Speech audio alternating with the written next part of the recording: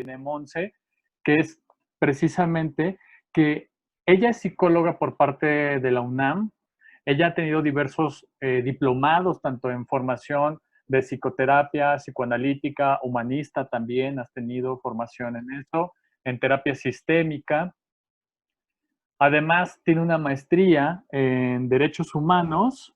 Ay, es que se me juntan aquí todo el mundo que quiere entrar. Tiene una maestría en derechos humanos, la cual ha estado precisamente ejerciendo continuamente y siempre nos compartes una serie de posiciones políticas con respecto al cómo llevar a cabo nuestro ejercicio como terapeuta siguiendo un marco de derechos humanos. También hay otro punto que me parece importante que nos comparte siempre Monse, que es esta parte que ella está trabajando ahorita en la Comisión de Derechos Humanos de la Ciudad de México, ¿no? Entonces, pues muy bienvenida esta Monse. Yo sé que nos has estado acompañando muchísimo y yo ya quería compartirte el espacio para que nos des parte de tu conocimiento en derechos humanos, ¿va? Entonces, todo tuyo, Monse. Ok. Vale. Bueno, pues para empezar, me tengo que quitar los lentes porque de cerca sí veo, ¿no? Entonces voy a compartir la pantalla. Comenzar ahora. Y me voy a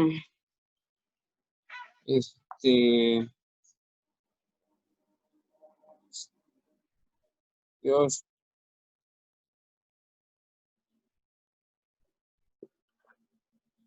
Y empiezo aquí. Ya están viendo ya la presentación. No, todavía no. No. Es que sé compartir la pantalla en Meet, pero en esta no. A ver. A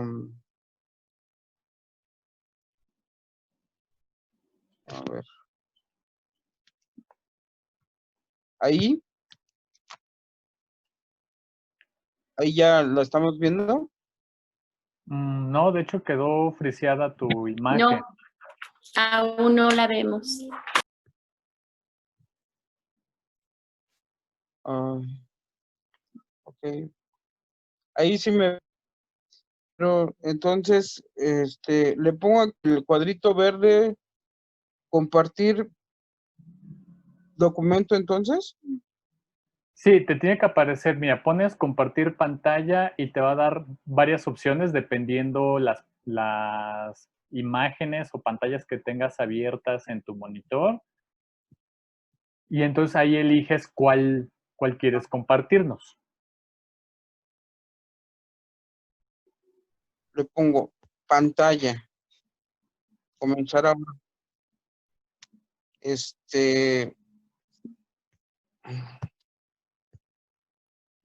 ¿Ya ahora sí la ven? No. No, Monse. Primero hay que tener el documento abierto. Ya abierto, te vas al cuadrito verde, le das clic al cuadrito verde y ahí identificas porque tiene como 3 opciones, si es imagen, documento o no me acuerdo qué otra cosa. Y entonces pues ya le das a tu documento y ya entra a la pantalla. Ok. Gracias, Doni. ¿De qué?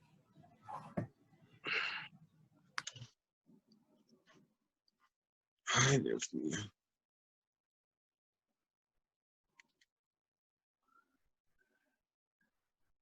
Porque si quieres también puedes pasar la presentación y ya yo la voy pasando. Te la paso en el WhatsApp. Sí. Tú mándamela. Ajá. Sí, pues es que también quería pasar unos videos.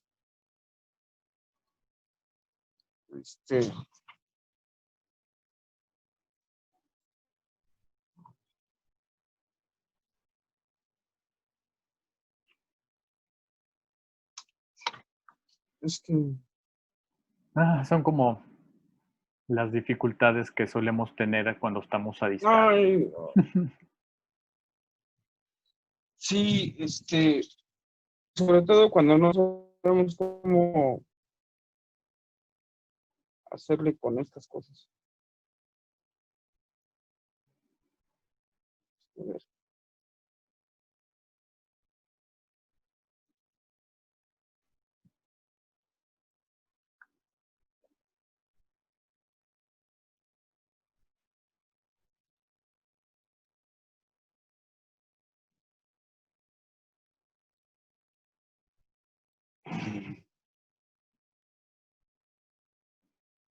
No, chicos, no lo logro. ¿No? No, voy a intentar meterme en la computadora. Ay, señor.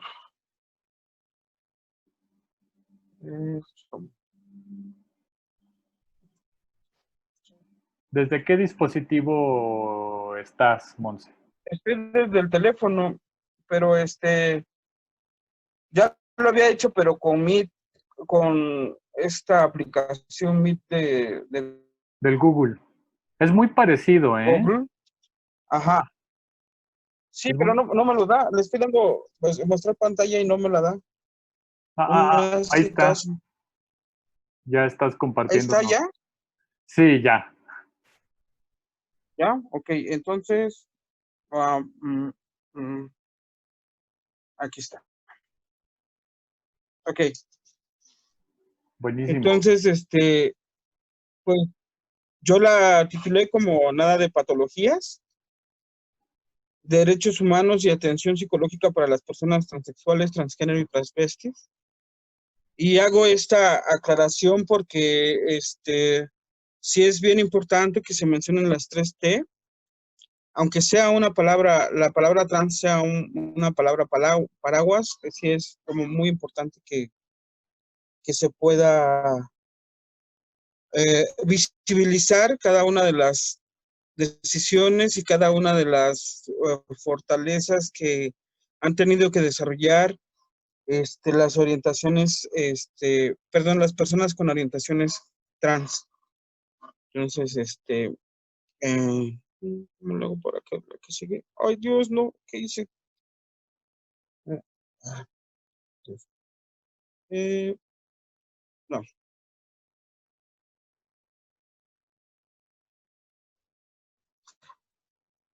No sé qué estoy haciendo.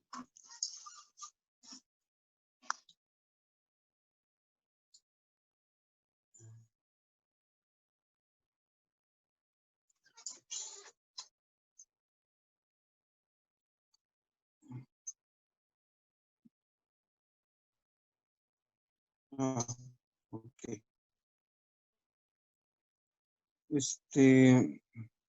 Voy a ahorita.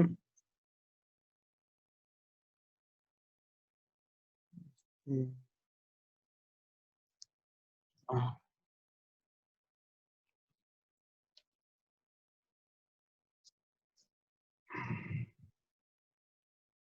es que, Dios, no sé cómo hacer esto.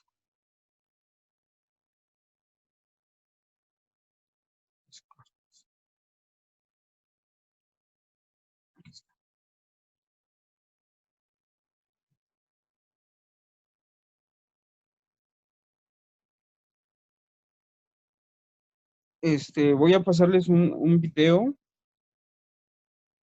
Dios mío, de verdad me estoy estresando muchísimo.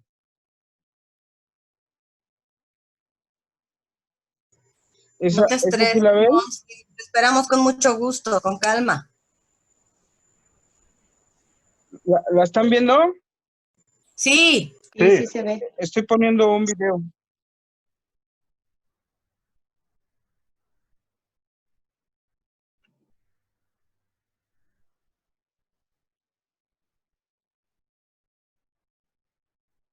Solo que no se escucha, ¿eh? No, no se escucha.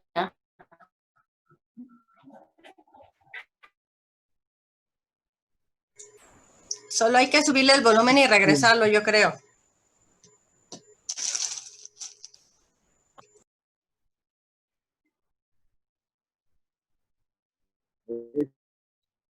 Eh,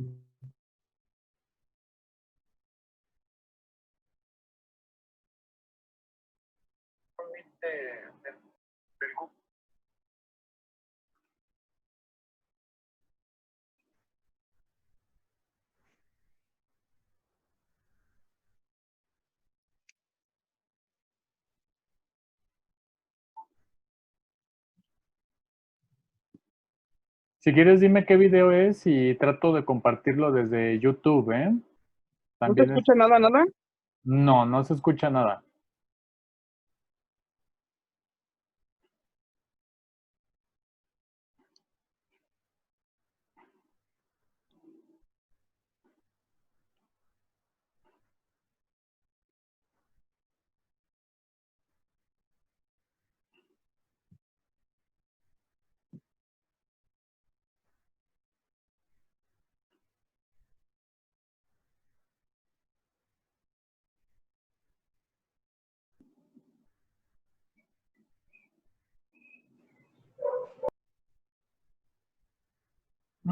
No se escucha, Monse.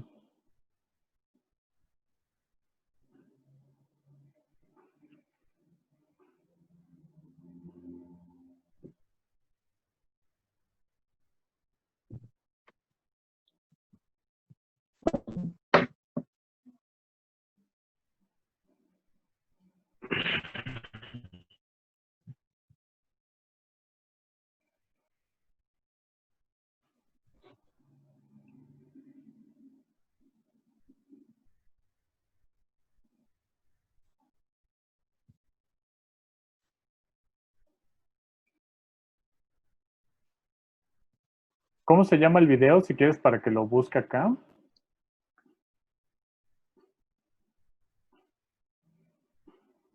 Ah, mira, Tommy ya lo encontró, me lo mandó.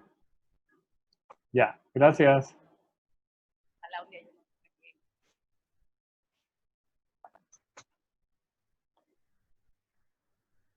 Monse, ¿sí me escuchas? Si quieres, vamos a intentar lo siguiente. Ya encontramos el video. Si quieres, lo pongo yo aquí en YouTube. ¿Te parece?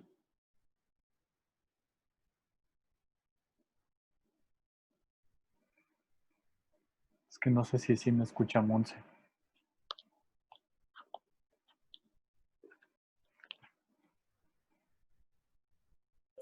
Podríamos enviarle un mensajito Sí, es que como está en el donde dice celular. que, claro, A ver, donde diga que lo puedes poner tú.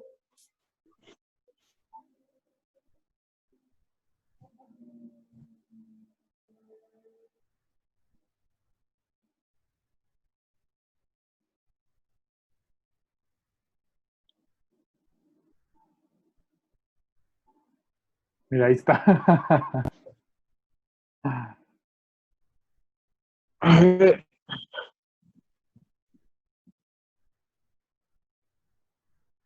Oh, Pero no se escucha aún.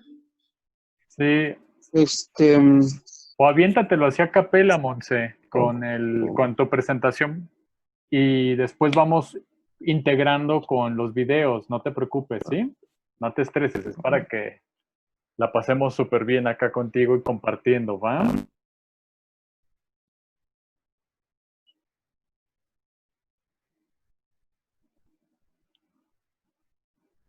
ahí te lo estoy mandando en el WhatsApp.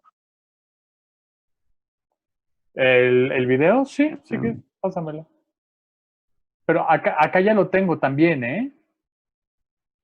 Solamente es cosa de que dejes de compartir pantalla, lo pongo y checamos si tiene que ver con la parte del internet o el teléfono, porque muchas veces es por esas Eh, situaciones, ¿va? y-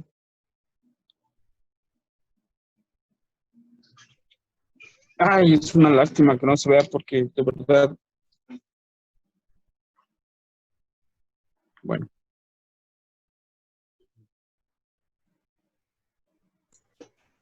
Montse, ¿sí nos escuchas?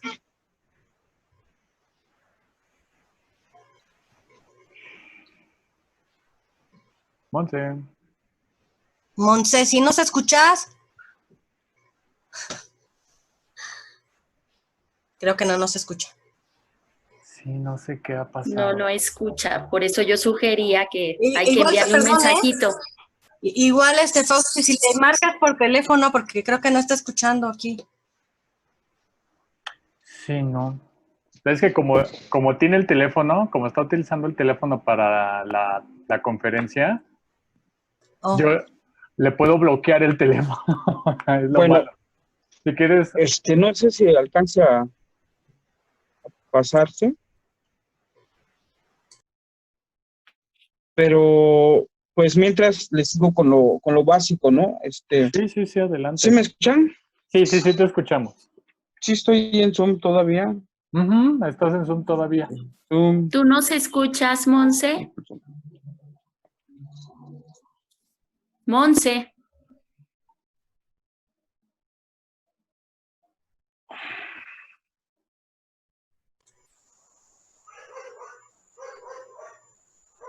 No, Tere, creo que no nos escucha. Sí, ya me di cuenta, Son. Le podemos enviar un mensaje. O a ver, ahorita con calma. Digo, apenas van 20 minutitos, en lo que incluso se van juntando las personas, porque ahorita Sí, se claro. juntó. Bien. Ah, mira, ahí está. ¿Sí me escuchan? Sí. Sí. Hola. Hola. Hola. Hola, ¿sí me escuchan? Sí, Monse. ¿Tú nos escuchas? Ay, Dios. Monse. Tengo buena recepción. Creo que Monse no nos escucha y entonces por eso piensa que nosotros no la escuchamos. Cierto. Si ella no nos escucha.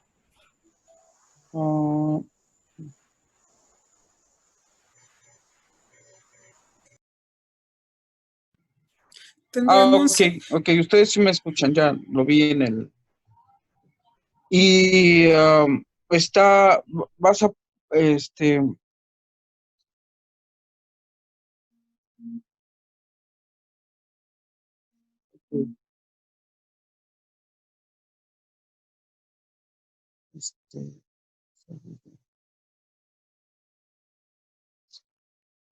ok. Entonces voy a seguirle. Hay definiciones que seguramente ustedes ya tienen muy claras y yo solamente de rápido voy a estar dándoles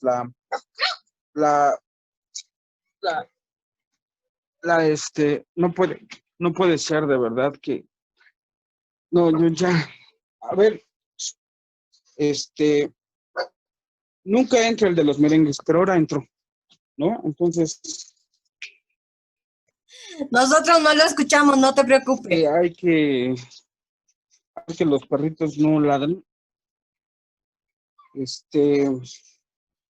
Entonces, son 4 conceptos básicos, que es lesbiana, que es la mujer que está eróticamente y afectivamente atraída por mujeres o por una mujer. El hombre gay que se siente atraído eróticamente por otro varón o otro hombre. Intersexual es todas las situaciones en las que la anatomía y la fisonomía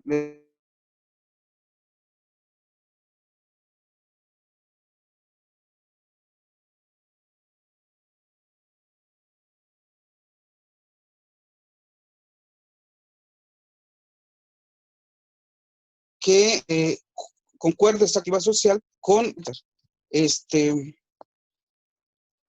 entre estos conceptos básicos tenemos que tener muy bien claramente los 3 que forma o que están bajo el paraguas del término trans para definir esta identidad de género, estas 3 identidades de género: transgénero, la persona que se asume como una persona que nació y vive como una persona en un cuerpo que no le corresponde. transexual, persona que se percibe a sí misma con un género diferente al que nació y opta por una intervención médica, hormonal o quirúrgica o ambas. Y travesti se refiere a persona que gusta de presentar un aspecto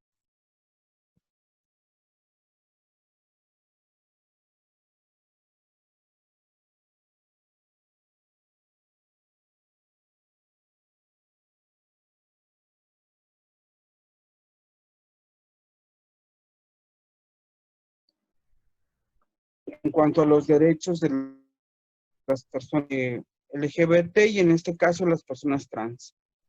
El derecho es en una exhibición de poder. ¿Por qué es una exhibición de poder? Porque quien ostenta el proceso de declarar las leyes determina quién está fuera o dentro de la ley, dentro o fuera de la norma, quién está dentro o fuera de ser un transgresor o haber cometido un delito. El origen normativo al principio era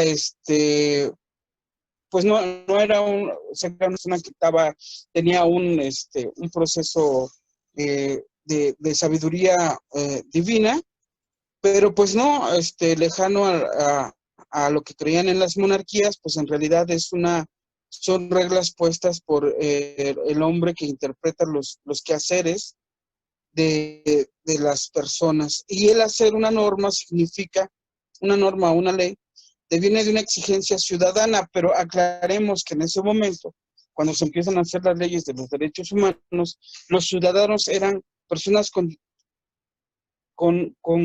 muchas características de privilegio, ¿no? Personas con posesiones, personas con una fisonomía determinada como caucásicos, con una altura determinada, bajo una estructura de régimen patriarcal.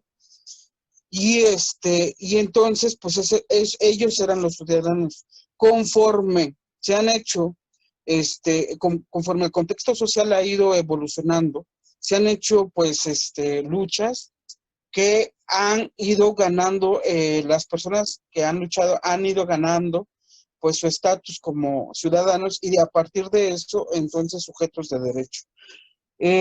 A través de esas demandas y protestas, entonces, la psicología ha venido a darle una posibilidad para comprender cómo el derecho contribuye al comportamiento social y la antropología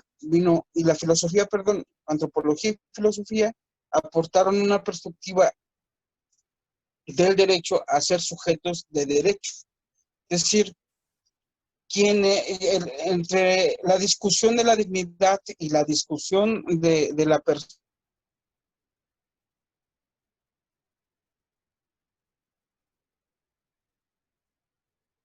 identidad sociocultural a la antropología, fue expuesta para entonces que las personas tuvieran no solamente el derecho a que se les respetara, sino además a tener derechos en este sentido a incluirlas en el proyecto de progreso de una nación. La psicología y la antropología contribuyen a quitar los prejuicios religiosos hasta que logra influir en el contexto médico y psiquiátrico, en la historia de los derechos de las personas de la comunidad LGBT. Pues sabemos que la Iglesia es la que ha sido casi siempre quien ha fomentado, pues, este odio homofóbico y con sus protagonistas, como por ejemplo aquí en México, en el 2016, Norberto Rivera Carrera, con su comentario de que, pues, las personas trans no tenían, pues, derecho a la religión católica porque no eran bienvenidas, ¿no? O sea, dijo cosas más, palabras horribles, y después de eso, eso lo dice en agosto, y para noviembre ya teníamos 11 pérdidas de mujeres trans asesinadas con rasgos bastante de crueldad, como exhibiéndolas también como un castigo a que se atrevieran a ser quienes son, ¿no? ¿Cómo pasa esto? ¿Cuál es el estudio que hace la psicología y la sociología? ¿Cómo sucede este odio homofóbico? La sociología lo define como un estigma, como la identificación de un grupo social que se crea en un status quo y se crea una imagen de un grupo, de una persona a partir de un rasgo físico, un rasgo social o un rasgo conductual que se percibe divergente del grupo. Esta señal, como ¿qué será? Señalización sistemática sobre este grupo crea el prejuicio, porque se empieza a hacer como una idea ya preestablecida dentro del ámbito cultural, y entonces esta acción le permite a ese grupo creer que tiene el poder de juzgar a otro grupo o a otras personas porque creen que tienen el conocimiento de las circunstancias. Sin embargo, un prejuicio siempre se hace a partir de un desconocimiento. Solamente se fijan en un rasgo y empiezan a partir de ese rasgo a hacer un concepto del otro.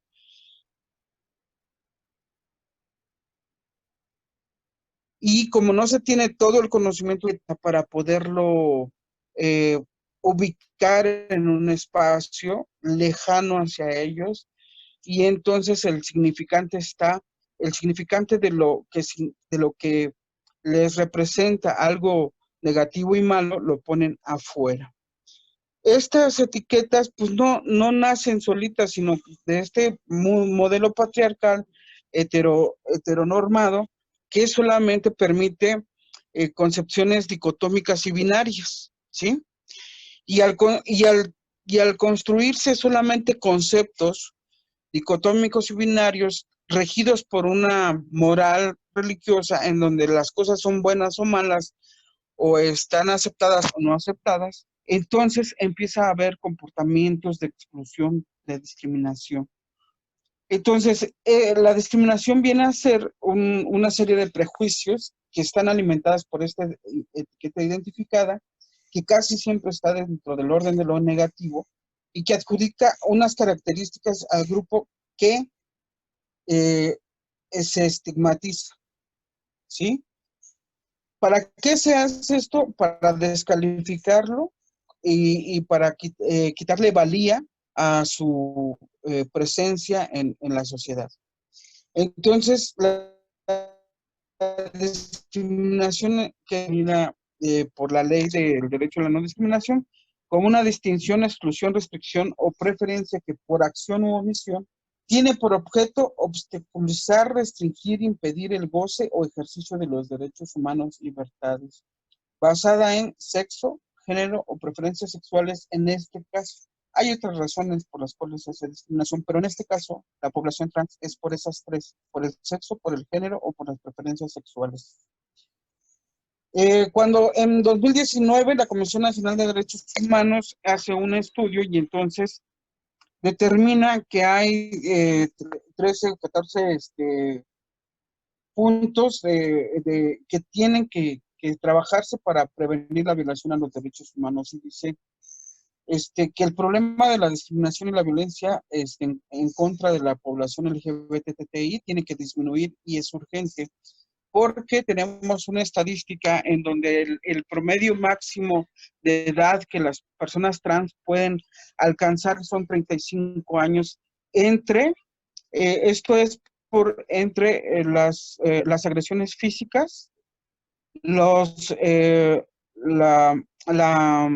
precariedad en la que viven y las enfermedades que tienen y que no pueden solventar, porque caen en reclusión, digamos que es las diferentes las diferencias entre una sentencia por el mismo delito a una persona heteronormada, a una persona que expresa su divergencia trans, entonces es totalmente diferente, es muy grave la manera en que se incrementa la pena que le ponen a las personas trans y entonces se castiga el ser trans, ¿no?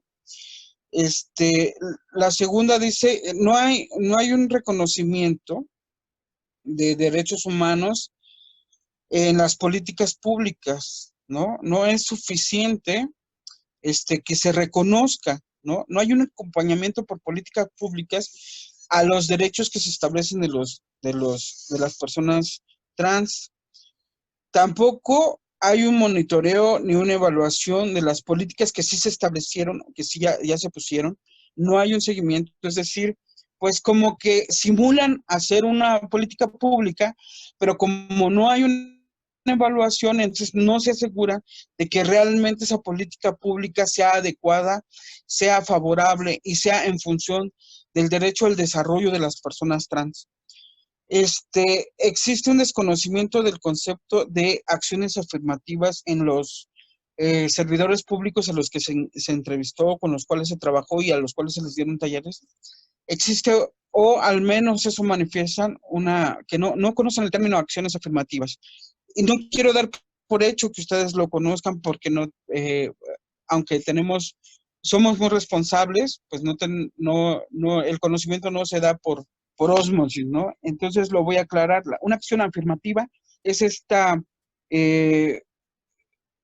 cualidad de comportamiento, de lenguaje, que visibiliza a una población determinada para manifestar su existencia y la necesidad de incluirla en el desarrollo de la sociedad, del Estado y del país, y de incluir sus factores de cultura y sus factores de identidad, ¿no?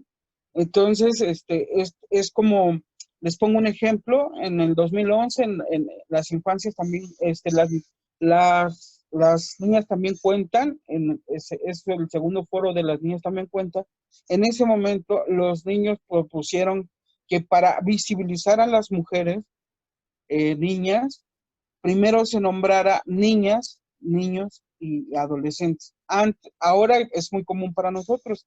Hemos pasado ya casi 10 años de eso y es muy común, pero nació de una solicitud de que se hiciera un espacio común en el lenguaje para visibilizar a las mujeres, pero fue una solicitud de los niños que asistieron al foro de las niñas también cuentan. Entonces, desde entonces, pues estamos, sí me siguen escuchando, ¿verdad? Sí. Por favor. Sí, tú no Sí, te apures. Okay, gracias. Sí, ok.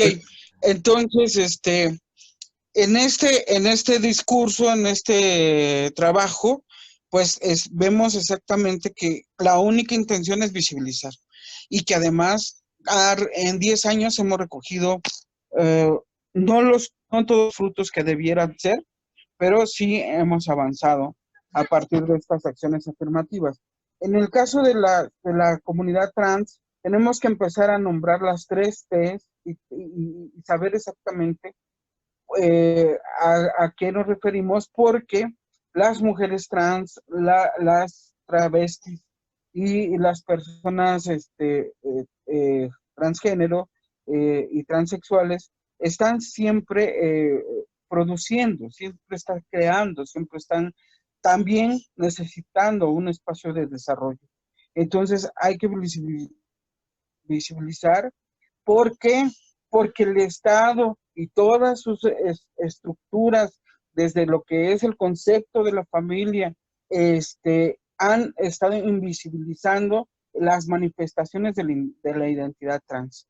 Entonces, es indispensable, dice aquí, que las autoridades de procuración de justicia tomen medidas para prevenir actos en contra de las personas trans también en los centros penitenciarios debe de haber la posibilidad de que ellas sigan manifestando su identidad, que no pierdan ese derecho, porque nadie lo pierde. Nadie pierde el derecho de manifestar ser hombre o ser mujer cuando está en un proceso penitenciario, ¿no? Nadie lo pierde, pero ellos sí. A ellos les cortan el cabello, a ellos los ponen con las otras mujeres, les quitan el tratamiento de las hormonas, su vellosidad, lo que les hace, pues eso, esa identidad de chicos trans, pues ya no les permiten seguir con su identidad, manifestando su identidad. Y en el caso de las mujeres trans, de las chicas trans, pues las obligan las rapan, las meten en lugares en donde finalmente se vuelven objetos sexuales y son objeto de abusos atroces. Entonces, creo que también esta parte no la viven todos los hombres, no la viven todas las mujeres, porque finalmente no están,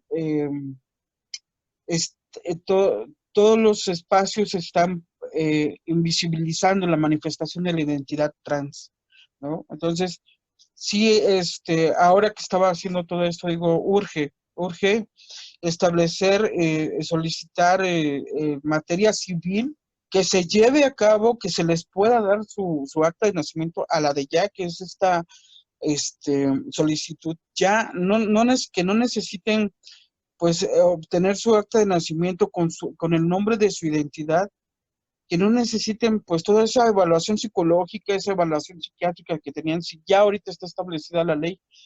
Entonces, ya que se los puedan dar sin más, ¿no? Sin más. Entonces, ahora vamos con las infancias trans y voy a... Caray.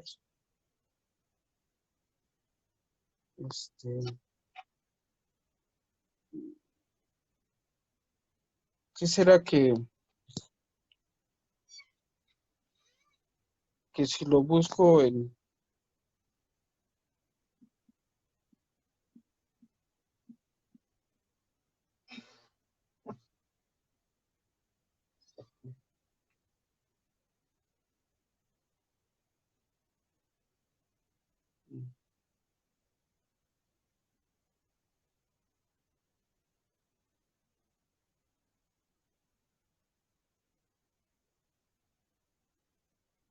A ver,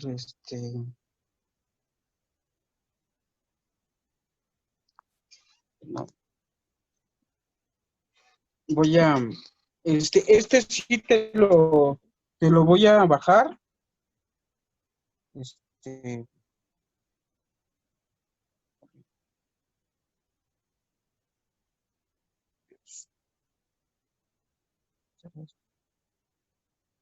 Sí. Y sí me gustaría que lo pasaras, porque es justamente mi preámbulo para poder decir todos los derechos que se le, a ver si lo paso aquí. Ahí me ven. Sí, sí te vemos. ¿Sí se oye? No. No. No se oye. ¿Cómo se llama el video? Y lo sacamos Sí. acá. Vamos a intentarlo. Ya te los... Creo que cuando empieza el video, ahí se ve una imagen donde se le sube el volumen al celular, a varias cosas, y donde está el muñequito, yo creo que tienes que subir el volumen para que se escuche, yo creo.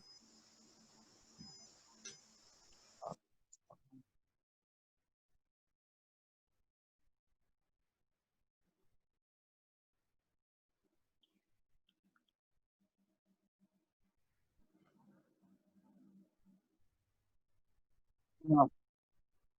Ya lo tiene, ya va subiendo ya el WhatsApp, ya no tarda mucho.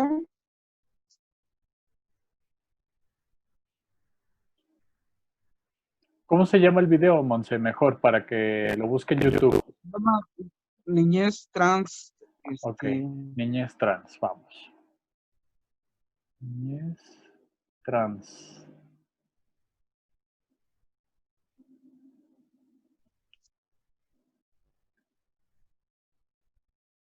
Ok, a ver.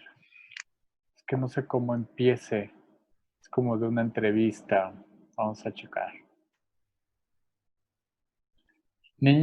Trans, es el de la Fundación Transitar, ¿verdad? Transitar, sí. Ok, a ver, Monse. Voy a necesitar que dejes de compartir rápidamente y yo comparto, ¿va? ¿Yo dejo de compartir? Esto Ok. es... Dejo de compartir. Ahí va. ¿Dónde estoy? Mira. Ustedes me dicen si se escucha. Ahí está. Ya tengo acá el video. Ah, bravo. A ver. ¿Se escucha? Mi nombre es Matías. Ya. Mi nombre es Selena. Tengo 15 años y soy un niño transgénero.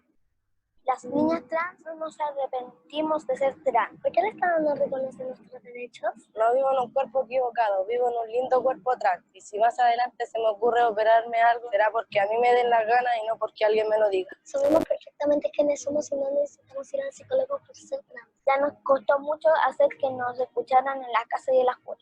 ¿De qué la vamos a arrepentir? Esas son cosas de adultos. Que los centros de salud respeten mi nombre social y mi identidad. Ser trans no define que me va a gustar. ¿Por qué tenemos que aprender a explicar tantas cosas para poder ser niñas y niños? No somos princesas, somos inteligencias. Yo no quiero que me pregunten si tengo o no tengo un pene. ¿A quién le importa? Soy un niño más y se acabó la historia. No somos ni rosadas ni azules, somos de todas colores. Yo como niña trans todavía no sé si me van a gustar las niñas o niños. Yo no soy princesa como la Cenicienta. Soy una niña luchadora o Mulana. Los jóvenes trans no discriminamos y somos todos distintos unos del otro. Exigimos igual derecho a ser diferentes. Muchas gracias, Fausto. Ahí lo paro. ¿Quieres que No, ponga? ya casi termina, déjalo que termine. Ya casi, en realidad me gusta ver la última parte porque me gusta que vean que no es montado, sino que los niños están riendo, que las niñas están felices de estar reunidos y hacer su video y manifestar en la exigencia de sus derechos. ¿Quieres que ponga el video de un inicio que querías poner? Acá está. Ok, sí, gracias. Venir a explicar los hombres o las mujeres o los dos. Sí se escucha. Muy quedito. Muy bajito, sí, se escucha muy bajito. Bajito.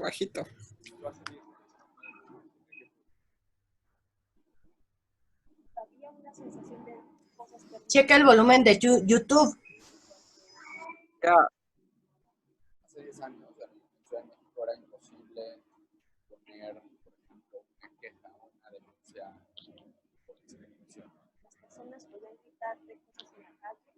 Yo mismo me he permitido muchas más cosas en lugar con la ropa.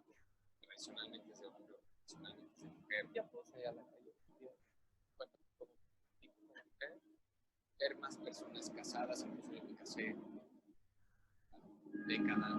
El tema trans, por supuesto, fue la que hizo el trámite administrativo, cambio de nombre y género. Un avance definitivamente fue la creación de distintos medios de comunicación LGBT.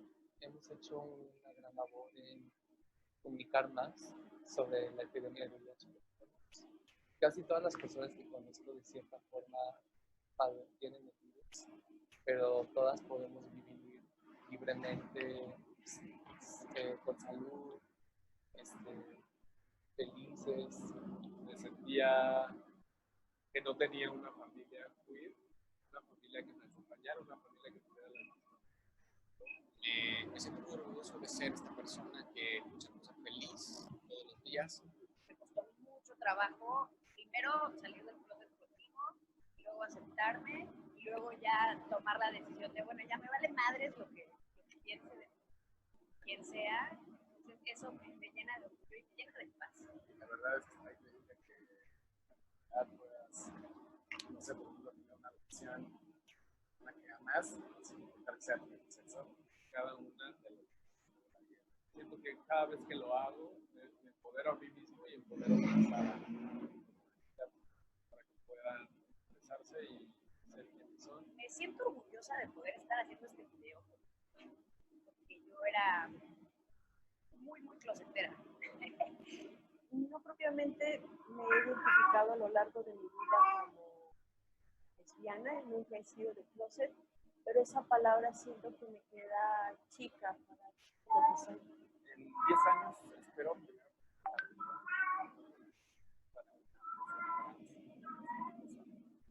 si la mitad de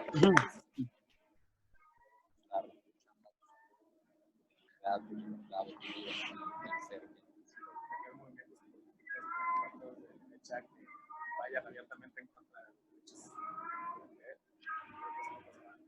Hay muchas cosas todavía por visibilizar, por acabar, los crímenes de LGBTfobia, los despidos, la discriminación, el seguir construyendo espacios seguros laborales y escolares, creo que es el reto. Quisiera pensar que le doy inspiración y fuerza a esos niños y niñas que viven allá afuera a darse cuenta que no están mal, que no son personas. Que al final no pasa nada y mientras uno sea auténtico,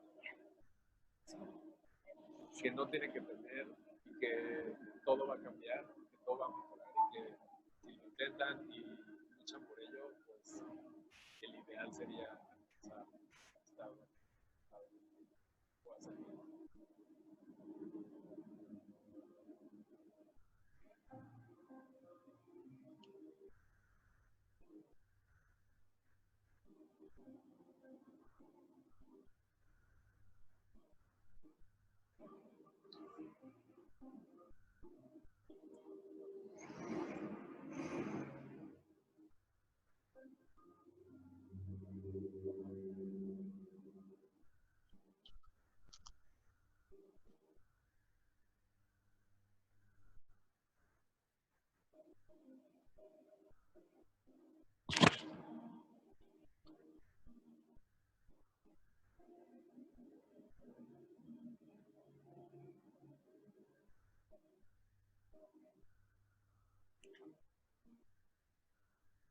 Listo.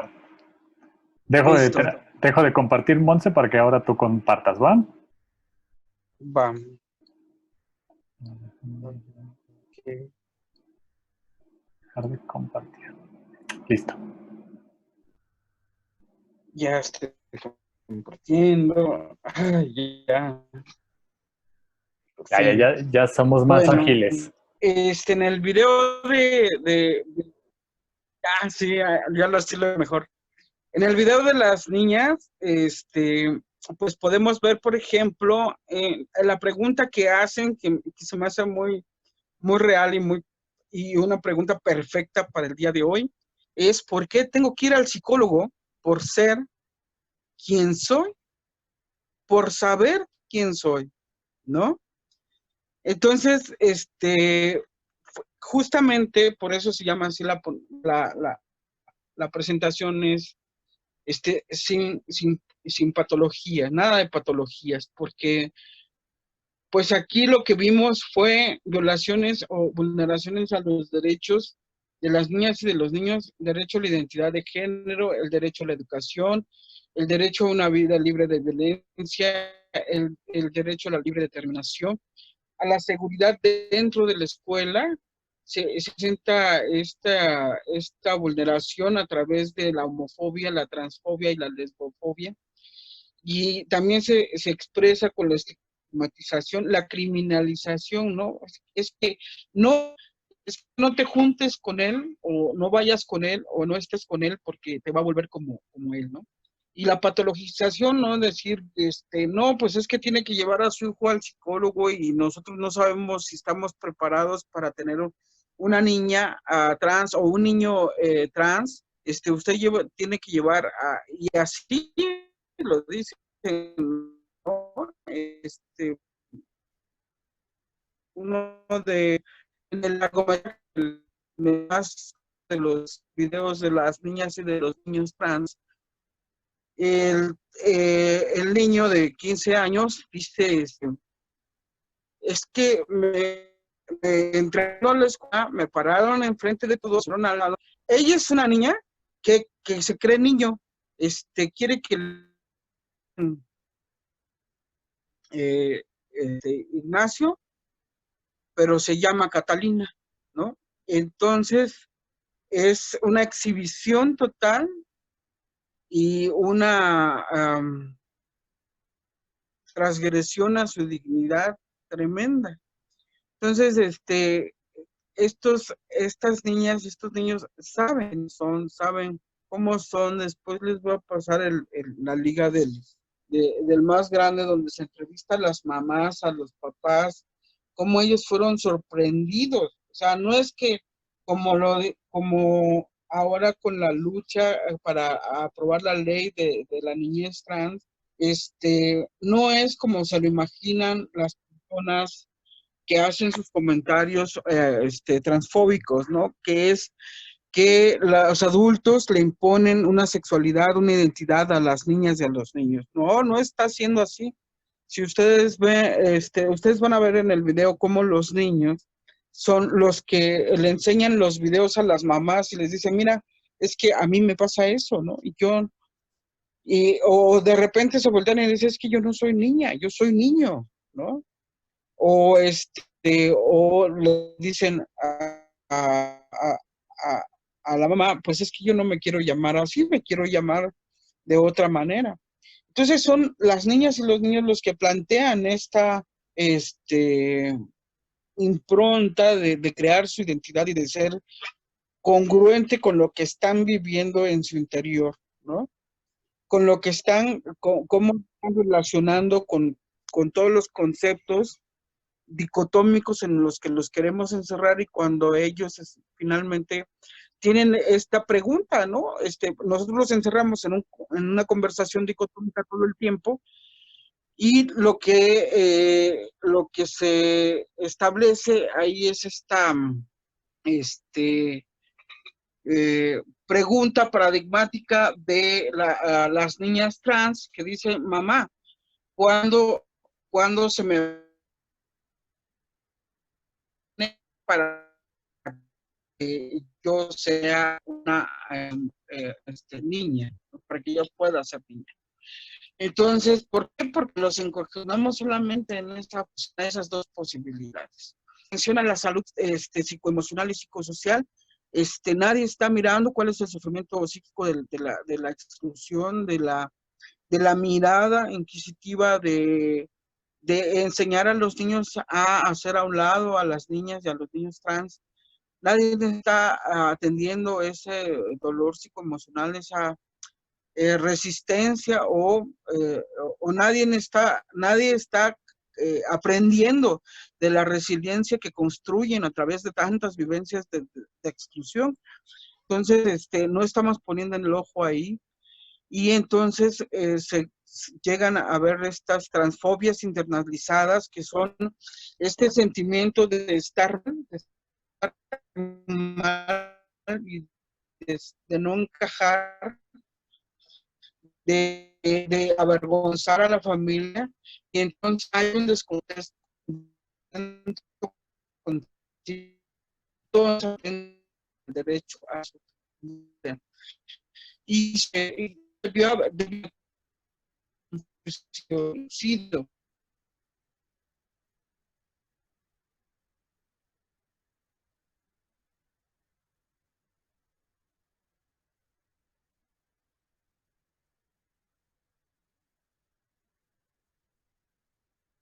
puesto una buena, a ver, voy para atrás.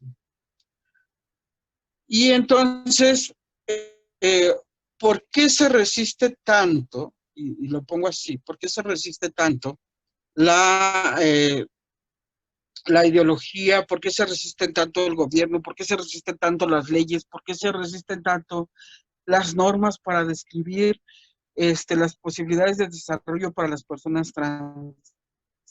Pues porque la ideología dual y binaria está siempre manipulando una parte de la sociedad y la manipula para un bienestar comercial, y la observa solamente como un instrumento, como un brazo, que siempre va a estar exhibiendo el poder social en contra de las aparentes minorías. Este es un juego absurdo y fantasioso porque finalmente el odio de clase es la primera forma en que nos enseñan a distinguirnos de los demás. Y la segunda parte, el proceso de las diferencias que se repudian cuando la diferencia significa construir una identidad diferente. Para romper la desigualdad ante la ley, es necesario exhibir la diferencia. Para incrementar la equidad para el desarrollo, es necesario manifestar lo diferente, exhibir la diferencia, darle oportunidad a la diferencia, convivir con la diferencia, asumir la diferencia y establecer la diferencia como una forma finalmente de identidad, ¿no? Es una forma de robustecer las identidades, el entender que todos al final somos diferentes. En cuanto a la garantía de los derechos humanos, me permití exacto de las declaraciones de la secretaria de Gobernación, la doctora Sánchez Cordero, quien está diciendo que es necesario combatir a toda esa inversión. Por un lado. Por otro lado, dice, hay que combatir todas las nociones falsas de que la orientación sexual o la identidad de género son enfermedades en el caso de las personas trans. Y por lo tanto, que se combata esa ideología de que eso algún día tiene cura.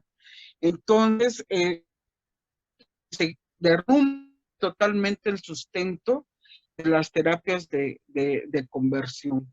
Entonces, pero además, agrega un poquito más, las niñas, los niños, adolescentes trans, ya tienen el derecho de pedir su acta de nacimiento años y no tienen que hacer un tratamiento ni hacer una consulta, un dictamen médico ni psicológico, y mucho menos un juicio que costaba carísimo y debe ser estrictamente administrativo o de acto civil, como un derecho de todos que tenemos los derechos civiles y políticos, y entre ellos este derecho civil de tener un acto de nacimiento que signifique nuestro nombre.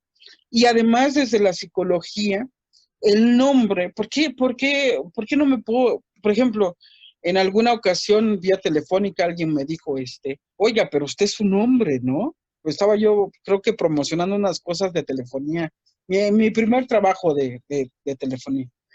Y le dije, sí, o sea, yo para vender no me importa, ¿no? Sí, cómo no, y me dice, pero me dijo Montserrat, ¿no? Le digo, sí, es como José Guadalupe en México, José de Montserrat en España. No es cierto, ¿no? O sea, fue una invención mía, pero eso tranquilizó la persona a la cual yo le quería vender, ¿no? Entonces, ahí es donde yo lo pongo como ejemplo, como esta parte donde cómo me relaciono con el otro, cómo me significo esta persona que soy yo, y además esta persona que deseo ser, cómo la nombro, cómo me nombro a mí mismo, cómo hago que el otro me nombre, porque eso me significo, eso me realizo, eso me incluye en una realidad tangible. Entonces, por eso es necesario todo eso. Desde la psicología jurídica, se ha exigido a través de un cuidadoso modelo de mediación que se determinen siempre sugiriendo, ¿no? Que se determinen las decisiones con sumo cuidado en estos casos, porque afectan a las personas y tenemos que regular las creencias, las intenciones, las motivaciones y las actitudes. Entonces, no podemos, el juez no puede estar teniendo actitudes de discriminación, no puede tener una función pública que evidencie su punto de vista personal, ¿no? La psicología jurídica siempre debe de estar fundamentando sus argumentos en base a promover el respeto a la dignidad de las personas, siempre estar promoviendo estos acercamientos jurídicos y este favorecimiento de la ley hacia las personas trans, hacia las niñas, niños trans, en la calidad o hacia la calidad de la garantía de sus derechos. Y bueno, hice un pequeño cuadrito aquí un circulito, ¿no? Circulito, lo que nos regaló el profe Fausto y componentes necesarios para la seguridad de las personas trans. No sé si tuvieron oportunidad, pero esto resume en primero, pues, sí tuvieron la oportunidad de leerlo, ¿no? Pero yo sí lo leí. Yo también lo leí. Ajá, me quisiera centrar un poquito en la cuestión de las polémicas, ¿no? Que no polemicemos, que no polemicemos con con el tema trans, es decir, estamos en un foro, está el foro de personas trans, y entonces, no podemos estar diciendo, pues yo opino que, pues las personas trans deberían ser respetadas y no. O sea, no, no puedes hablar de alguien como si no estuviera, ¿no? No puedes decir tu punto de vista sobre la situación trans porque no es tu condición, ¿no? No es tu decisión, no es tu identidad, no es tu compromiso, no es tu lucha. Ajá. Entonces, ese respeto es como si de repente estuviéramos polemizando sobre tu salud, por ejemplo, ¿no? No, pues yo creo que, pues tú para que bajes más de peso, o para que subas más de peso, o para que te veas más jovial, o para que te salgan chapitas, ¿no? Y pues para empezar, pues no sabemos si tú quieras, ¿no? Entonces es como transgredir, como tomar decisiones por ti. Entonces es un ejemplo que te quiero poner para que sientas, mires, percibas y tomes la decisión de ser sumamente respetuoso en cuanto a que no puedes hablar por ellos y no puedes tener, es preciso limitar pues tus debates con respecto a las personas trans, ¿no? Y bueno, pues eso sería todo de mi parte. Gracias y que tengan una muy buena vida. Muchas gracias, Monse, muy interesante. Ok, muy bien, muchísimas gracias, Monse. Yo creo que aquí pudiéramos ir ampliando las ideas. Hay algunas preguntas que hicieron acá en el chat, como por ejemplo, no. Karina nos pregunta que si en México tenemos una ley de educación sexual integral desde la escuela inicial a terciario. Uy, bueno, fuera. Yo de lo que sé, la SEP ya empezó la Secretaría de Educación Pública acá en México ya empezó a crear algunos materiales para precisamente difusión de la información y conocimiento basado en la ciencia y que tiene que ver con la diversidad sexual. Pero Monse, me encantaría que tú ampliaras ese tema. esa información? Mira, básicamente, a partir de la Constitución de la Ciudad de México se está promoviendo pues, toda esta ciudad de derechos y están tratando de unir pues las escuelas que son de la Ciudad de México, bueno, de la ciudad. Hay otras tantas, muchas que son federales y que todavía tienen una cantidad de rezago en cuanto a la percepción de las necesidades y de los derechos de las niñas y los niños. Entonces creo que estamos en muchas de las escuelas de la Ciudad de México, pues en pañales, ni siquiera queremos voltear a ver el tema. Y en otras, que son ya las de la Ciudad de México, se está permeando, se está promoviendo, pues todo esto de la Constitución de la Ciudad de México como una ciudad de derechos, incluyendo eso, pues básicamente el derecho a la no discriminación, que es el derecho llave, es como si tú afectas cualquier derecho, estás afectando siempre el derecho a la no discriminación. Si tú discriminas a alguien, estás afectando siempre un segundo derecho, ¿no? Entonces, un segundo, tercero, cuarto derecho. Entonces, por eso se llama derecho llave. Entonces, todo este proceso que dicta la Constitución de la Ciudad de México en base a una ciudad de derechos está permitiendo que se le dé más auge a todo este tema de una vida libre de violencia y atacar el bullying, la transfobia con respecto a los iguales en la niñez. Y pues por ahí están tratando ya de hacer dinámicas, pero en concreto, jurídicamente todavía no hay nada. Está suspendida la ley de niñez y está el proceso de reacomodar todo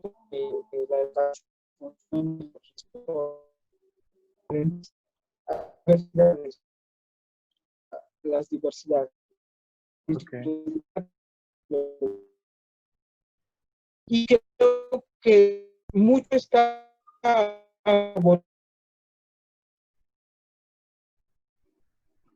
Híjole, se está viciando mucho el audio de tu dispositivo, Monse.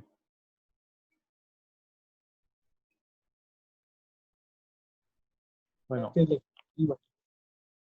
en lo que se vuelve a conectar, al menos el audio de Monse, me gustaría como acotar algunos puntos e irlos como combinando con lo que hemos visto durante el seminario, que tiene que ver con esta parte del pensamiento de tercer orden dentro de la terapia sistémica.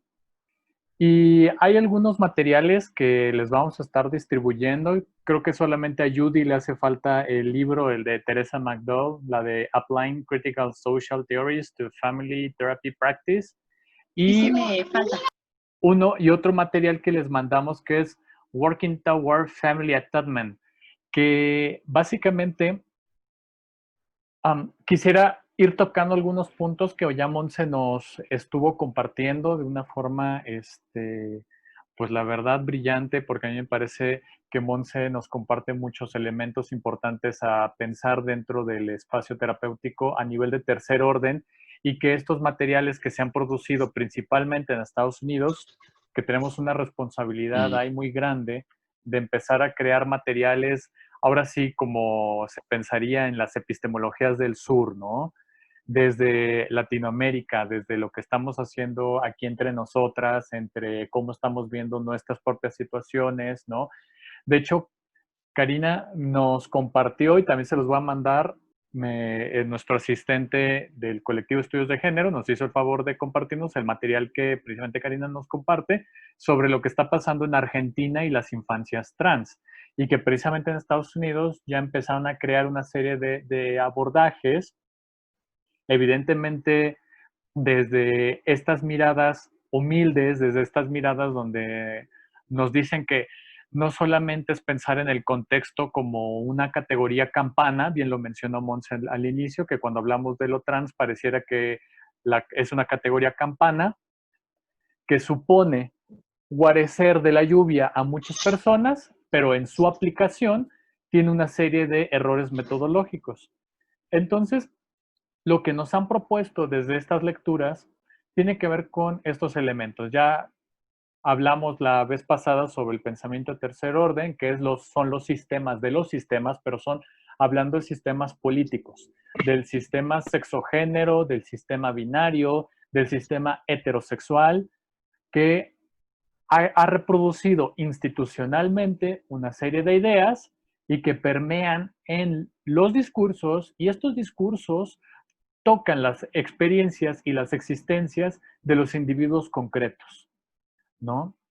Que de hecho ahí hay un texto bastante interesante que habla acerca de que la identidad de género, de hecho poseemos diversas identidades de género que estamos mutándolas dependiendo las edades, como por ejemplo, no es igual la identidad de género que yo me formulé cuando tenía 6 años a la identidad de género que yo construí cuando ya tenía de 12 a 18 años, y de ahí hasta el día de hoy, ¿no? Como hay una mutación con respecto a nuestras propias identidades, de lo que hablamos sobre cómo nos nombramos siendo hombre, siendo mujer. Me encantó esto que Montse nos mencionó, ¿no? Que es la parte testimonial, la que le da de alguna manera este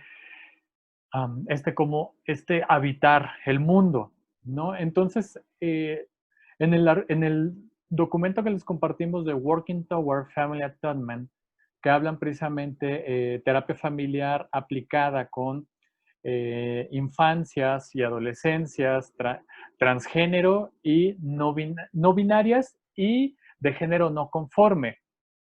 Nos presentan como una propuesta importante que tiene que ver con esta asociación entre lo que Teresa McDowell y evidentemente María Bermúdez nos presentó la semana pasada, que es reconocer los elementos de un tercer orden, es decir, sintonizar con la situación que tiene la familia con respecto a la identidad de género de su hijo, su hija, su hije, ¿no? Sintonizar con la situación. Nombrar significa, como lo que Montse nos mencionó, es permitir a la persona desde su propia existencia, desde su propio testimonio, desde su propia experiencia, decir cómo se nombra, como ella, como él, ¿no? O sea, permitir el uso de los pronombres, validar incluso las experiencias de las familias que les está generando también temor porque no saben a lo que está, la situación que está pasando, ¿no? Valorar esta circunstancia, imaginar espacios posibles, como por ejemplo Montse también nos dio una herramienta importante que tiene que ver con la imaginación política. La imaginación política tiene que ver como en esta situación del ejemplo que nos dábamos, de hablar de, por ejemplo, el decir, es que si alguien está tocando tu cuerpo por una situación de salud, tiene necesariamente que permitirte hablar en primera persona, decir, es que me duele el brazo, me duele la espalda, porque estás hablando de tu cuerpo y evidentemente al hablar de tu experiencia corporal, de tus sentires, aquella persona que está en escucha, tiene que comprender y tiene que saber que esa experiencia de dolor es una experiencia real para la persona. Entonces yo creo que fue un proceso que le vamos a llamar de imaginación política bastante interesante y que ahorita lo voy a ir asociando con lo que es el isomorfismo aliado versus isomorfismo, pues ahora sí patriarcal. Y ahorita voy a tratar de conceptualizar de una mayor forma esa parte. Y evidentemente esto nos va a llevar a la transformación. Nos dicen en estos documentos, tendríamos que ver qué tanto es cierto lo que se aplica, ¿no? Porque tenemos que pensarlo siempre desde nuestros contextos, desde nuestras propias cegueras interseccionales, de hablar de la terapia con los padres, que en algún momento en el video que nos puso Montse, que nos compartió, estaba este testimonio de esta persona trans, esta personita trans que nos decía, es que yo no necesito ir al psicólogo, ¿no? O sea, yo no soy quien está mal o quien debe ser patologizado, psicopatologizada por esta situación, sino que son los papás para que entiendan. Entonces, uno de los procesos es tener una terapia con los papás, tener una terapia individual, pero con la persona trans, con la infancia trans, para darle también un espacio de ser escuchado, escuchade desde esta experiencia, ¿no? Y pensar en los modelos afirmativos, a estos que se refieren precisamente a que nuestra manera de validar la existencia de la persona tiene que ver con la afirmación. Es decir, que aquella duda que tenía esta persona con respecto a su vivencia trans, a su vivencia LGBT, no debe ser descalificada. Y veo que están mandando mensajitos, a ver, déjenme checo. Es que tengo que andar acá en todo. Dice Cecilia, ¿cuál es el organismo a nivel nacional para que procure el respeto a la infancia trans cuando cuando es transgredida en la escuela? En Oaxaca se ha transgredido todo el tiempo con el aval del sindicato de los maestros, razón por la cual Derechos Humanos de Oaxaca no mete las manos. Esta es pregunta más para ti, Monse. Ah, ya lo contestaste. Pero si quieres ampliarlo, Monse, porque acá se queda como... Y luego acá contestaron. El manual de recomendación, corregir los discursos transfóbicos. Ok. Monse, en la presentación acerca de la manipulación comercial, ¿podrían ampliar del tema? Ok, Monse, acá esta es totalmente tuya. ¿O ya se están contestando entre ustedes? Creo que ya no nos escucha otra vez. Ok. Si no, hasta donde yo sé, dice, en el manual recomiendan corregir los discursos transfóbicos, pero ¿qué clase de argumentos podemos dar? Sé que hablar de derechos humanos debería ser suficiente, pero no siempre es el caso. Por ejemplo, el asunto que menciona Monse en su presentación acerca de la manipulación comercial. ¿Podrían ampliar el tema? Ok, yo creo que esta es una pregunta que tiene que ver muchísimo con esta idea del tercer orden. En un pensamiento de tercer orden, recuerden que no es solamente conozco el contexto de forma teórica, leo los periódicos, hay una posición moral de mi parte como terapeuta, decir, es que eso está mal, y ahí me quedo, ¿no? Que eso sería más bien como un segundo orden, ¿no? Que hasta que no me llegue la persona, hasta que yo no pueda tener como una conexión con esa persona, no me involucro más. Y acá nos está diciendo, tenemos que tener una involucración con respecto a los sistemas de los sistemas. Si estamos hablando de un sistema de discriminación que está fomentado, está estructurado por todos estos mecanismos de representación social, como por ejemplo las telenovelas, las imágenes, los textos, lo que tenemos que hacer es empezar a tener una cultura de la denuncia, de decir, oiga, ¿por qué solamente estoy recibiendo este tipo de textos? ¿Por qué mi niño, mi niña no está viendo diversidad? De hecho, acá es otro punto muy importante. Cuando Monse nos decía esta parte de la diferencia, hay un dilema que hemos tratado de incluir continuamente en nuestras propuestas teóricas y tiene que ver con el dilema de la diferencia, que lo trabaja la abogada Martha Minow. Martha Minow, cuando nos comparte qué es el dilema de la diferencia, el dilema de la diferencia tiene que ver con dos situaciones. Por un lado, reconocer la diferencia. Es decir, yo en este momento reconozco que todas las que estamos acá conectadas somos diferentes en tanto orientación sexual, en tanto ubicación geográfica, en tanto ubicación incluso formativa, en que yo tengo una identidad masculinizada, ¿no? Que ya me crea hombre, esa es otra cosa. Entonces, todas esas son diferencias. Pero aquí nos dice Martha Minow, hay que tener cuidado con centrarnos en la diferencia. Porque si me centro en la diferencia, estoy cometiendo también un acto de discriminación, que podría ser lo siguiente, decir, bueno, como hay compañeras que vienen de otros países, no nos van a entender, ¿no? No nos van a entender. Entonces, esa sería como una forma, ay, espérenme, mi gatita está aquí acostada, entonces ya manipuló la computadora. Entonces, si yo me centro en la diferencia, sería inmediatamente irme a un pensamiento que segregaría a muchas personas por el simple hecho de que por esa diferencia no me van a entender. La básica y que es muy sexista, es decir, es que por ser mujeres no me van a entender a mí como varón, ¿no? Y aunque fuese muy básica, la escuchamos en consulta continuamente de cómo han habido hijas que son nombradas por los padres como gente que no va a entender lo que dice el papá o incluso los hombres en general. Otra de las diferencias que tenemos que evitar es de que es pensar, bueno, ahora todo el mundo ya se asume de una identidad distinta, entonces nunca nos vamos a entender, ¿no? Entonces, ¿para qué hablo con una persona homosexual? Nunca me va a entender a mí como heterosexual. Entonces, eso es a lo que no quiere llegar esta Marta Mino.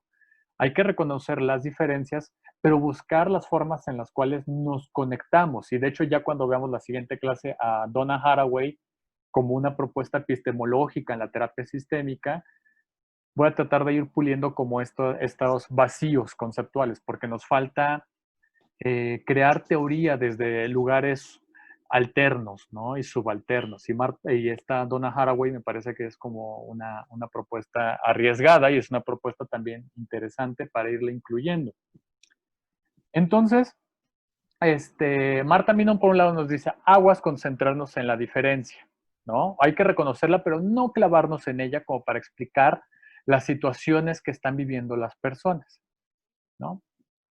No sé si haya preguntas hasta acá. Sí, vamos bien. A ver, Tere. Fausto, yo tengo aquí cierta incertidumbre en cuanto al tema. Bueno, ahorita viendo la comunidad infantil, la verdad es que yo tenía cegueras con esto, en esta parte, ¿no? Yo solamente visualizaba el problema con personas ya grandes. He de confesar que tenía una ceguera ahí, ¿no? Y me sorprende. Sin embargo, precisamente aquí por esta línea me surge otra idea. Es un tema que yo siempre he comentado, creo, no a ti te lo había comentado. Entonces, en cuanto hablamos de la difusión precisamente que se está haciendo en las escuelas, en cuanto a los libros, ¿no? La difusión y la educación que se está dando. Me surge aquí esta incertidumbre entre estas dos palabras, ¿no? Porque yo lo visualizo así como lo he centrado. ¿Qué tanto se puede ayudar? Porque difundir, ok, se les da el conocimiento y esto, pero la educación, corrígeme si yo me estoy equivocando, la educación para mí es precisamente, la educación para mí significa, o al menos ese significado le doy, enseñar, ¿no? Entonces, aquí es donde entro yo en un dilema entre la difusión, entre solamente difundir el tema y la educación, es decir, enseñarles respecto a esta comunidad trans, a esta comunidad LGBT. Entonces, a mí me surge esta idea porque te comento que yo platicando de este tema, siempre he tratado como de centrarme en esta parte, te repito, nunca te lo había comentado, y me surge esta idea de cómo desde pequeños ir haciendo educarles, ¿no? Pero me viene a la mente precisamente el impedimento de los prejuicios de los papás, ¿no? No sé si te había comentado porque yo trabajé, bueno, antes de esto, trabajé igual con niños de preprimaria. Entonces, precisamente por eso me surge más este tema, porque es difícil trabajar con los papás, con los prejuicios de los papás. Con los niños todo se facilita, ¿no? Y creo que no me dejarán mentir, ¿no? El resto de las colegas. Con los niños es fácil, ¿no? Los niños no tienen prejuicios, pero los prejuicios de los papás es terrible. Entonces, sí me surgió aquí, te digo, entre la difusión y educación, ¿no? O sea, ok, se les difunde, pero ¿qué tanto o de qué forma se les puede educar? Ya. Pues muchas evitando gracias estos prejuicios de los padres, ¿no? Sí, no, muchísimas gracias, Tere, porque me parece muy valiosa la pregunta que haces en términos de qué es lo que podríamos hacer, ¿no? Y para pensarlo en tercer orden. Una de las cosas que, al menos en el texto de esta María, era de que hay que entender que la cuestión es ampliar estos espacios también de diálogo, de hablar acerca de estas situaciones con las familias, es decir, yo creo que si lo pensamos en los sistemas más grandes, como por ejemplo el sistema de salud, tendría que crear pues toda una dinámica con el espacio educativo para difundir precisamente no solamente la información, pero también espacios de, digamos, conversaciones con los padres. Ya se han creado las escuelas para padres, entonces creo que ahí aprovechando tendrían que meter el tema de pláticas con gente especializada en el tema, porque muchas veces a quienes contratan para que den esos temas son lo peor, ¿no? O sea, que solamente reproducen nuevamente como este imaginario de que pues es que nos obligan a darles estas clases, ¿no? Y qué bueno, si no tienen un hijo trans, pues está bien, pero mientras lo tengan, pues chequen esto. Y creo que ahí lo quiero conectar con algo que Ana María me mandó un mensaje particular aquí, si me lo permite Ana María, tampoco es nada íntimo, es más bien como una duda y que creo que me pareció muy pertinente para irla combinando con la respuesta, ¿no? Dice, para mí es un placer pues, hacer parte de este curso y este proceso de aprendizaje. Quisiera expresar mi opinión referente a tener que ir al psicólogo por querer hacer parte de la comunidad LGBTQ. No sería malo en tanto que se deslegitime la necesidad de ir a terapia por patología. Es decir, ir al psicólogo no estaría mal en cuanto se pueda tener un acompañamiento y ayuda en el proceso. Habría que trabajar duramente en términos de construcción social, transformando los discursos que se tienen de la psicología y de la perspectiva de diversidad de género. Muchas gracias. Yo creo que tiene toda la razón Ana María al decir que no tiene, o sea, no forzar a alguien a ir a psicología. Por ejemplo, yo creo que se conecta mucho con los antiguos protocolos que habían, que si había una infancia trans, y es decir, una personita que en esta configuración, en este entendimiento de su propia persona que se va descubriendo y que se va descubriendo por un proceso de introspección, de muchísima intimidad, de muchísimos cuestionamientos y que eso pone en vulnerabilidad a esa persona o a esta persona en construcción y al contarle a un adulto, lo primero que hace el adulto es mandarlos al psicólogo, preguntar a ver con quién, y que eso se ha derivado en una serie de protocolos que al menos acá en México todavía siguen vigentes en algunas regiones del país, no necesariamente la Ciudad de México, donde es forzoso para la transición de una persona ir a psicoterapia. Entonces, se referían más a ese espacio. Yo creo que, pues evidentemente estamos defendiendo la postura y el acompañamiento psicológico. Sí, solo sí, la persona está en voluntad y en autonomía de ir a psicoterapia, ¿no? Y eso significa que va de una forma libre, que quiere conocer, que quiere saber, o en caso precisamente acá en terapia familiar, lo que nos dan estos materiales, estas académicas, es esta parte de sintonizar con la familia, con el nivel de ansiedad que están presentando, valorar los esfuerzos que hacen y que son esfuerzos de amor para comprender a su hijo y su hija, su hija, ¿no? En esta situación, dando información, pero no solamente quedarnos en el plano de información, sino que hacer del proceso terapéutico una vivencia que pueda ser restaurativa en términos de derechos, en términos de ser escuchado o escuchada en esta experiencia y en esta vivencia, ¿no? Entonces, en efecto, estamos de acuerdo en que haya una psicoterapia, sí, solo si las personas actúan en plena voluntad y no buscan forzar a otra persona a que cambie, ¿no? Y que creo que ahí es donde se pone en riesgo, porque hemos estado, al menos estando en contacto con asociaciones civiles, me han reportado que ahorita en época de la pandemia, lo que ha ocurrido es de que han reforzado estos métodos, o sea, se han flexibilizado estos métodos de conversión sexual aquí en México y que los obligan a tomar terapias online con un tipo que está conectado en Guadalajara y que les empieza a dar como estas instrucciones de que lo que sienten hay que reprimirlo y que tienen ya todo un método fundamentado desde psicología y desde psicología cristiana le llaman, ¿no? Entonces es una cosa atroz lo que están haciendo y por eso es un acto de violación de los derechos humanos y de las infancias, ¿no? Entonces acá lo que nos recomiendan es que acá el asunto es de que no está mal la persona, la infancia, el niño, la niña, el niñe, no es el que está mal, ¿no? Y ni es el que vive una patología, es la familia la que tiene que entender ese proceso, porque también hay un duelo de esta identidad, ¿no? Un duelo por todas las expectativas depositadas, por todas las creencias, todo lo que iba ahí implicado. Por eso ahí importantísimo que conozcamos los modelos afirmativos, aquellos que están construidos desde esta idea de confirmar y afirmar a la persona. ¿Y eso qué tiene que ver con esta parte de validación?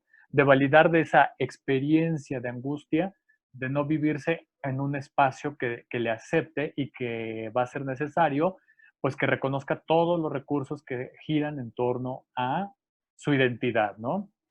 Entonces, estos materiales ya se los mandamos. El libro todavía no lo escaneo, el de Socioculturally Attuned Family Therapy, ese todavía no lo tengo escaneado, pero pronto lo voy a tener para pasárselos, porque además le quería pedir permiso a María de poderlo hacer, porque luego a veces en academia tenemos la práctica esta de andarnos traficando textos, entonces digo, está padre que nos lleven textos, pero si tenemos a la autora, lo mejor es siempre pedirle permiso de distribución. Bueno, hubo un término que me parece maravilloso en el texto anterior que revisamos de esta María Bermúdez, Teresa McDowell y Carmen Hudson Martin, que nos hablan precisamente del isomorfismo, pero yo quería detectarlo, lo pude ver en dos términos, ¿no? El isomorfismo. Como tal, ellas nada más plantean un tipo de isomorfismo y ahorita voy a explicar de qué hablamos cuando hablamos de este término. Isomorfismo, dentro del campo de la terapia familiar sistémica, es una metáfora que surge del entendido de esta palabra, es decir, iso nos da el prefijo de similitud, de parentesco, de algo que se parece a o es como a, entonces nos está dando la similitud. Y morfos, pues de la misma forma. Entonces, por eso, isomorfismo tiene que ver con esta idea de parecerse o ser como. Entonces, en terapia familiar, en la supervisión, siempre se ha tenido como en cuenta esta parte de decir, acuérdate de no volverte isomórfico al sistema. Es decir, no volverte igual que la tía, igual que el papá, y asumir una serie de cargos y posturas y capitales sociales, culturales, que están conectados totalmente con la familia. Entonces, ellas en su texto de pensamiento de tercer orden, lo que ubicaban era utilizar esta metáfora del isomorfismo como una advertencia. Aguas con ser isomórficos, pero al sistema de opresión.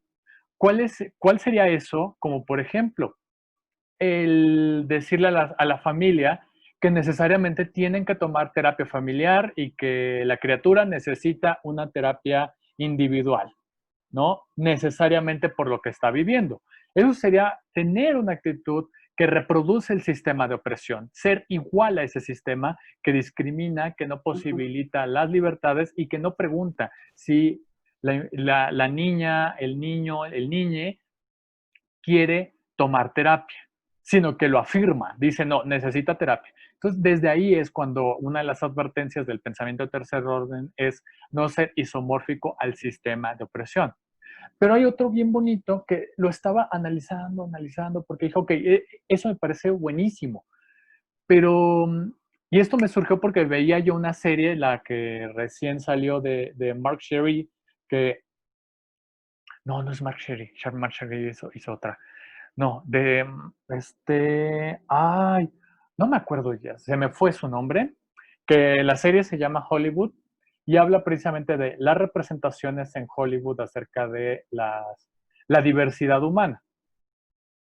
A ver, dice Angie Fausto, Monse, me encantaría que me compartieran algunas recomendaciones sobre un caso con un tema trans, lo cual menciona aquí, referir datos de la persona que permitan identificación. Si quieres, ahorita doy el correo y nos escribes para que podamos atender esa solicitud. Angie, me encanta la idea. Tere, no nos escuchas, o bueno, no me escuchas, y dice Gris que sí me escuchan. Igual, manden un mensaje si no me escuchan, ¿va? Bueno, sigo con esta idea para ir cerrando al menos la sesión del día de hoy, que Monse nos apoyó bastante con esta parte de hablar de los derechos humanos, de ejemplificar en qué momento se están cometiendo actos violatorios a los derechos humanos, Y acá mi idea es ampliar un poco el tema para irlo conectando con el tema anterior del pensamiento de tercer orden y por qué es importante dentro de la terapia familiar. En este sentido, les decía la parte de la metáfora del isomorfismo, de tener como cuidado de ser isomórfico el sistema del sistema opresor, que tiene que ver con incluso hacer este tipo de interrogatorios, ¿no? De que creo que necesitan ustedes terapia, de que el niño, la niña, el niño necesita terapia, o sea, inmediatamente ponerlo como una primera opción. Acá uno tiene que despatologizar y dar información a la persona y preguntarles si estarían de acuerdo en tomar una terapia, no porque hubiese algo que resolver, sino que algo que ampliar de medidas, ¿no? Dice Monse, valorar, opino que podríamos más bien llevar a la familia a almorzar sus herramientas de deconstrucción y de afirmación de su sistema. Así es, tienes toda la razón, Monse. Gracias por compartirlo. Reforzar, almorzar, bueno, yo pensaba, es una metáfora de conexión con las personas, porque cuando almorzamos estamos compartiendo. Entonces, bueno, es reforzar, ¿no? Buenísimo, Monse, gracias. Y precisamente la parte del isomorfismo aliado, que era a lo que quería llegar y que me llegó como epifanía, ¿no? Veía esa serie y me parecía como bien curioso cómo hacían este cruce de parejas interraciales, ¿no? Y cómo de alguna manera esta pareja luchaba por los derechos por los derechos de existir y por los derechos de representación de su pareja. Entonces se veía cómo había una respuesta como de conexión, de decir, es que lo que le está pasando me importa tanto a mí que también a mí me importa, me impacta. Entonces que podíamos hablar de un isomorfismo aliado a estos sistemas de resistencia, ¿no? Porque bueno, aquí en México y seguramente en otros países ha pasado también que hay estas familias de mujeres que son abogadas y que le entran al activismo, y al entrar al activismo le entran al tema ya sea de derechos LGBT o de derechos trans, porque están luchando por sus hijos, porque quieren que haya una representación justa de ellos, que tengan los derechos civiles de ser protegidos, ser protegidas, entre otros, ¿no? Entonces me pareció como interesante irlo problematizando y de hecho en el artículo una de las cosas que nos propone es tener en cuenta que hay que encontrar esos puntos de alianza de los familiares. Ay, perdón, es que ando acá en todo, porque luego entran y salen, yo entiendo que es la parte como del internet, y entonces ahí me vuelvo yo medio esquizoide. Pero bueno, hasta acá tendrán alguna pregunta, algo que compartir. Me encantaría escuchar también a Karina, que nos compartió de algo de Argentina, también a la compañera de Colombia, qué cosas conocen, que está ocurriendo allá en su país, que nos pudieran compartir. A ver, Karina, ¿querías decir algo? Sí, ¿qué tal? Buenas. Varias cosas que estaba escuchando. Nosotros aquí en Buenos Aires tenemos, bueno, la ley de identidad de género que te la mandé hoy, que está muy sencilla y bueno, la quería compartir porque estamos orgullosos de que ha salido una ley así en Argentina. De todas maneras, todavía habría que ajustar porque todavía está bajo los parámetros binarios, ¿no? Y hemos avanzado un poco en eso. Y otra cosa que estaba escuchando, que me estoy dando cuenta y que converso con Perla, que también es mi colega argentina, sobre la ley de educación sexual que tenemos aquí en las escuelas, que hay mucha resistencia también por parte de padres o por parte de directivos, la iglesia, pero que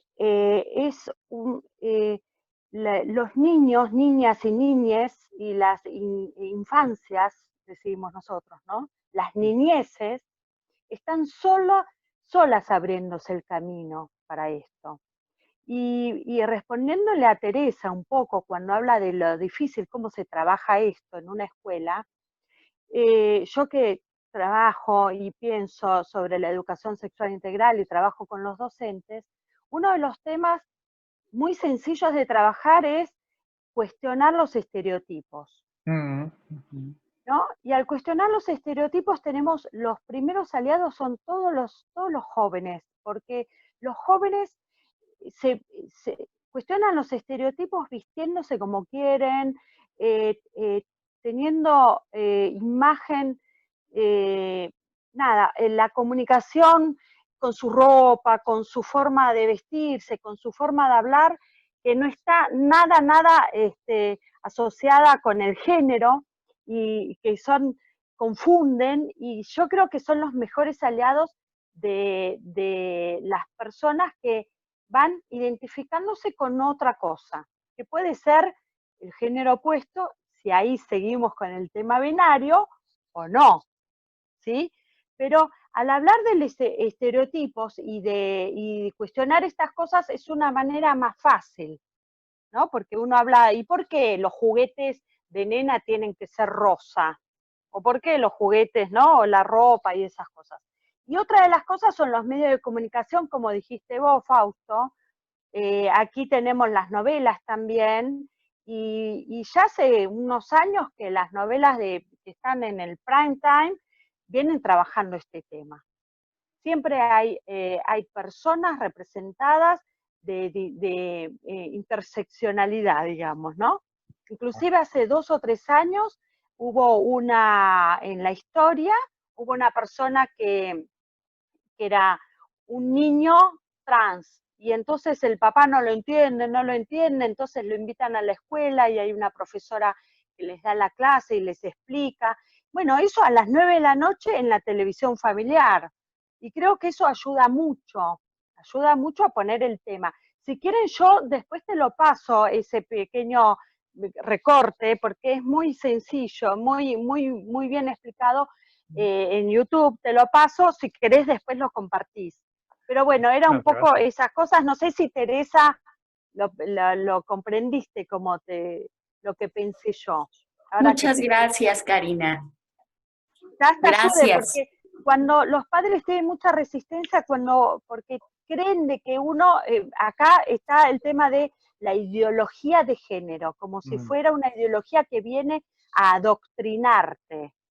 Y en realidad no es eso. El tema ideología ya es un invento del sistema opresor, digamos. Entonces hablamos de otros lados. Ahí está. Muchas gracias. La deconstrucción viene por otro lado, no por enseñar. Lo que hay que enseñar es a deconstruir. Buenísimo, me encanta. Muchísimas gracias, Karina, porque de hecho... Muchas gracias, Karina. Karina nos va a compartir también una ponencia. Ahorita nos vamos a ir ya organizando. Ay, sí, gracias. ¿Qué día? Me encantaría, porque de hecho de eso se trata, ¿no? Hacer como cada vez más eco. Para sumar un poco, yo les puedo contar que yo trabajo en un hospital público y tenemos chicos y chicas trans que son pacientes nuestros, y tenemos todos, hemos tenido que capacitarnos todos para un montón de cosas. Cómo se hacen las historias clínicas, bueno, yo hago terapia familiar, cómo son las hormonizaciones cuando hay, bueno, mucha capacitación a nosotros adultos para aprender. Claro. Así que yo se los voy a compartir en otro momento. Sí, por favor, muchas gracias. Por favor. Sí, la idea presente de este seminario es de que no se quede solamente en la idea como del expertise, ¿no? De quien estamos coordinando, sino que más bien generar estos diálogos, ¿no? Y una idea de diálogo abierto es de que quien alzó la mano, como ahorita Mariana dijo, ¿puedo participar? Sí, claro. Ahorita solamente es que si nos da el tiempo, con la gente que quiera compartir un tema, que lo esté como conectando, que podríamos pensar como en un producto final de este seminario, decir, es que digamos que teóricamente y también un poco técnicamente, pues ya pudiera ir conectando estas ideas. Entonces, eso, la verdad, 1000 veces, ¿no? Yo prefiero escucharles, ¿no? Y ver de qué manera estamos entendiendo y de qué manera estamos como integrando y traficando estos conceptos que vienen del norte para volverlos conceptos del sur, ¿no? Y eso es una cosa bellísima, ¿no? Alguien alzó la manita, bueno, manita virtual, claro, ¿no? Es enriquecedor. ¿Quién iba a participar? ¿Mariana? ¿Monse? No, ya no sé. Mariana, sí, tienes la palabra, a ver, dale. No, yo solo quería como abonar a esto que comentaba Karina, porque así como lo dice desde el tema de los estereotipos con padres, fíjate que me he quedado pensando en un trabajo que he venido haciendo de también intervenir los espacios. Por ejemplo, a la hora del receso son los niños los que se apropian totalmente de la cancha y de los balones. Entonces, realizar intervención en los espacios con los niños en su momento de recreo les permite también a las niñas hacer una dinámica diferente, pero es a través también de trabajar, como lo explica Karina, de trabajar con los maestros y con los padres, ¿no? Sobre por qué la importancia de ir como flexibilizando los espacios para el acceso, y siempre argumentan, es que los espacios, las niñas no los ocupan, y de repente ya van y les preguntan a las niñas, oigan, ¿ustedes quieren jugar fútbol? No, pues sí queremos, pero los niños no nos dejan, ¿no? Entonces, se va dando como ese diálogo de esta flexibilidad en cuanto al tema de juguetes, ¿no? Que ahorita me saltó mucho. Era solo eso, quería hacer como esa aportación de los espacios también, ¿no? Padrísimo. Padrísimo. Me parece como también una intervención súper de tercer orden, de decir, es que ya no te quedas en la relación del terapeuta, sino que acá ya estamos viendo geográficamente dónde estamos distribuidos y distribuidas, ¿no? ¿Qué es lo que nos han dejado? ¿Qué es lo que pudiéramos utilizar como apropiación y que evidentemente eso genera una construcción narrativa de qué lugar es habitable para mí, en dónde puedo sentirme cómodo, cómoda, cómode, ¿no? Siendo quien soy yo, ¿no? Y de hecho, ahí hay un texto interesantísimo de Paul Preciado cuando habla precisamente de la arquitectura, ¿no? Y habla precisamente del colectivo LGBT, principalmente, bueno, de disidencias sexuales, él lo nombra así, de decir, bueno, pues es que si estas personas están ubicadas en las zonas de arrabal y ahí los encontraban y ahí era donde precisamente se llevaban los encuentros, pues era porque eran los únicos lugares seguros para ellos y para ellas, ¿no? Donde precisamente lo único que tenían en esta ciudad era habitar la frontera de las ciudades. ¿Y dónde están las fronteras? Las que tenían pésima calidad de salud, pésima calidad educativa, entonces claro que íbamos a hacer focos de infección, ¿no? Pero eso se metaforizaba como una peste social, de decir es que los homosexuales y toda la gente de la diversidad trae enfermedades. Pues es que si históricamente ves cómo habitamos el espacio, pues es lo único que tenemos, y si no teníamos acceso a la salud, pues menos. Entonces, creo que es un punto como súper interesante que lo pudiéramos ir ampliando, y de hecho de eso se trata la discusión o la conversación interseccional, ¿no? Mirar como estas cegueras. No sé, ¿alguien más que quisiera participar? Karina, muchísimas gracias. Perla, ¿quisieras darle segunda a Karina?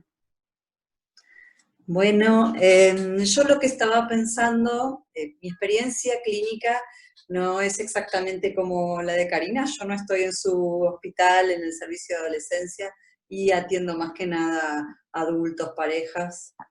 Pero soy madre de adolescentes y veo que acá los chicos van ganando terreno, los chiques, en sus derechos, en esto que decía Karina de la ropa no tiene género.